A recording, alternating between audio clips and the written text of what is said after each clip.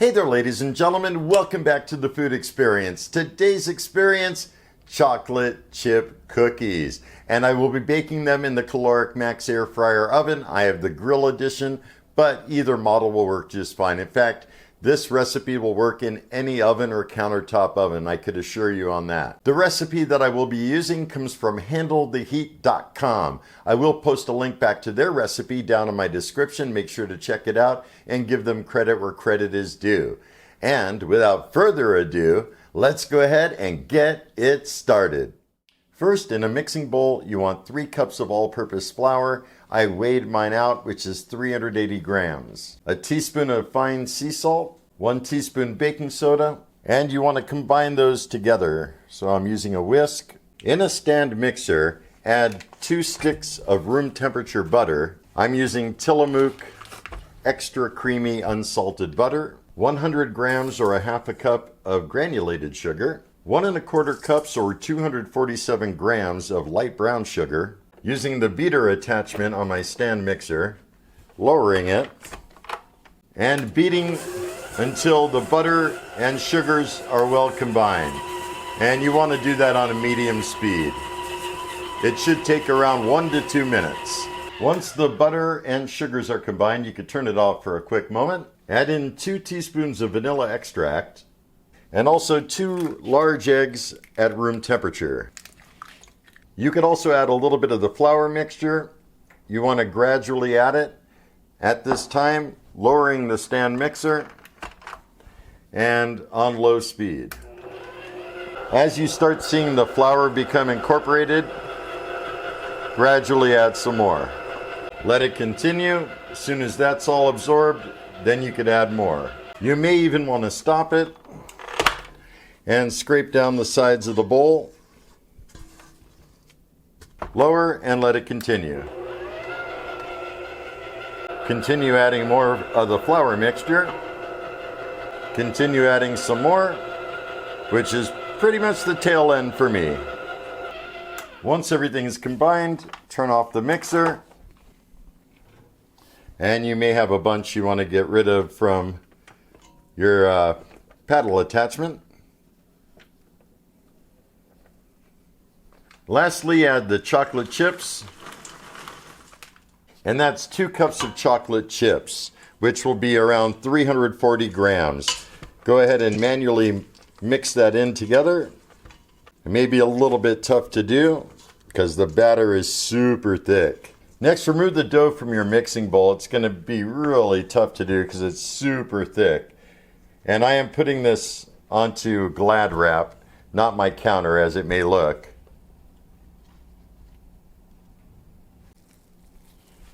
Gathering it all up, and that's going into the refrigerator for a few hours. They say overnight. I do not have that kind of time. Now that the dough is almost done resting, starting up the max oven mode, leave it on bake, setting the time a lot higher than I really need. It really doesn't matter how much.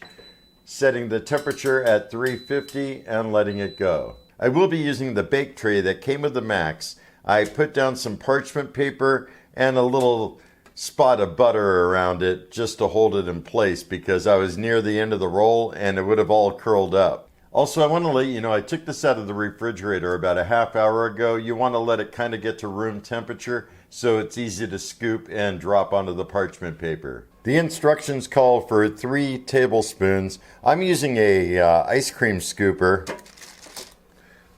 and it's probably about 2 or a little more than 2 tablespoons. And you want to leave some room because these are going to flatten out as they bake.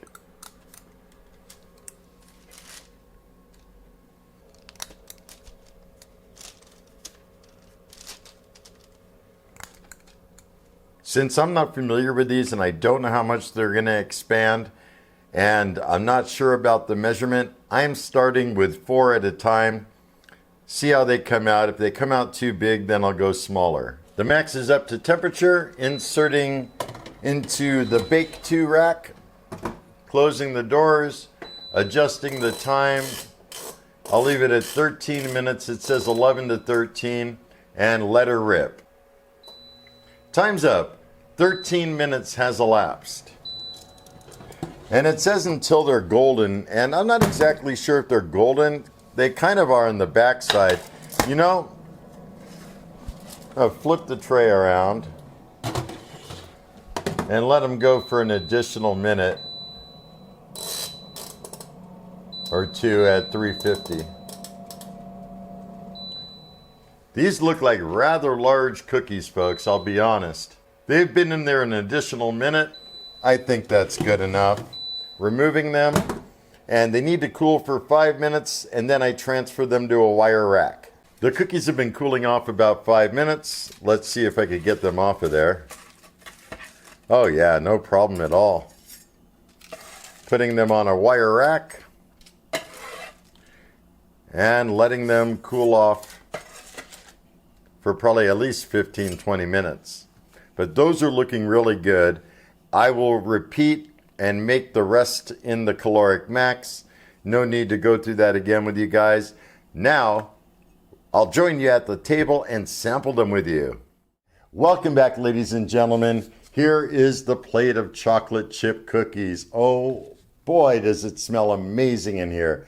I mean, it smells like a bakery in here. I really am not kidding. And I've already tasted one of them off camera. They are amazing. So don't forget to check my description and go to handletheheat.com. I'll have it posted in there where you could check out this recipe. Honestly, I'm not even a baker, but I could follow instructions. And as long as you could follow instructions, you will yield some amazing cookies as well. So yeah, I'll dig in, and here we go.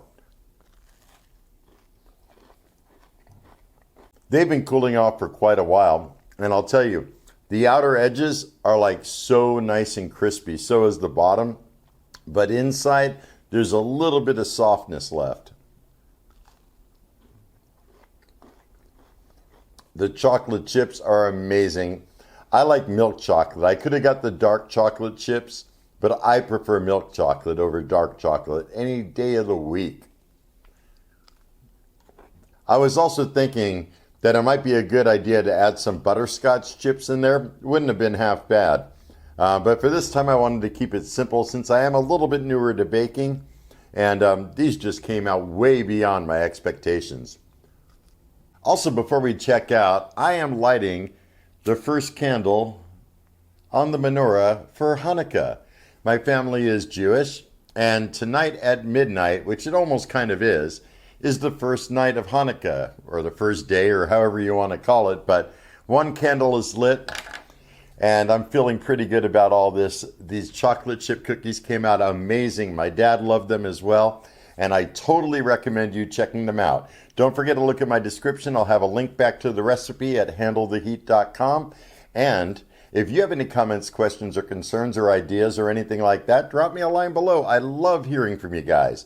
And until next time, have a stellar day. Be excellent. And most of all, remember me. I am KJ Andy O, your food experience host with the most. Y'all take care, and I'll see you next time.